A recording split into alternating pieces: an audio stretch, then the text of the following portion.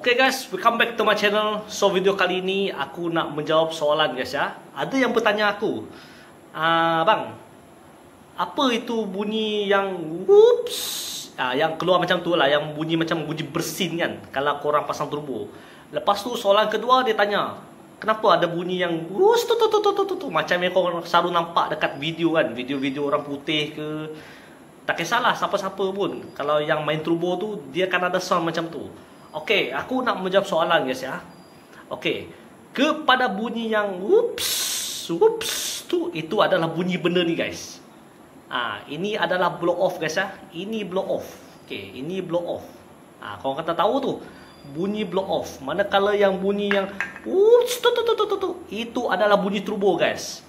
Bunyi tu, kalau contoh kan, bunyi tu akan terhasil kalau angin tu tidak dikeluarkan melalui blow off, ataupun blow off tu dia punya spring terlalu keras guys ya, sampai untuk dikeluarkan lebihan angin tu dia terpaksa dikeluarkan dekat kipas turbo. Okey, keburukannya, kesannya pula. Okey, saya tak nak cakap banyak. Kesannya pula kipas turbo korang akan longgar. Okey, itu salah satu guys ya.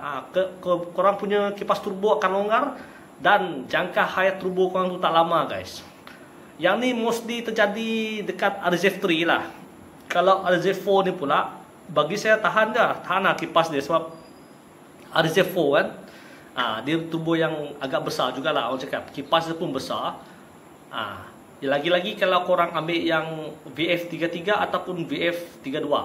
VF32 ni dia menggunakan ball bearing. Manakala VF33 ni dia masih lagi menggunakan yang macam nama dia, macam journal lah, orang panggil journal ataupun bush lah orang kata, bukan bush, dia macam kiranya macam plate lah terus.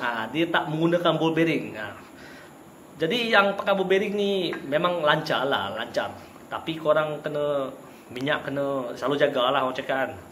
Okay guys, sekian saja guys untuk video kali ini. Semoga bermanfaat guys. See you next time guys, dan jangan lupa untuk subscribe dan follow guys ya, untuk ilmu-ilmu yang bermanfaat. See you next time guys, bye bye.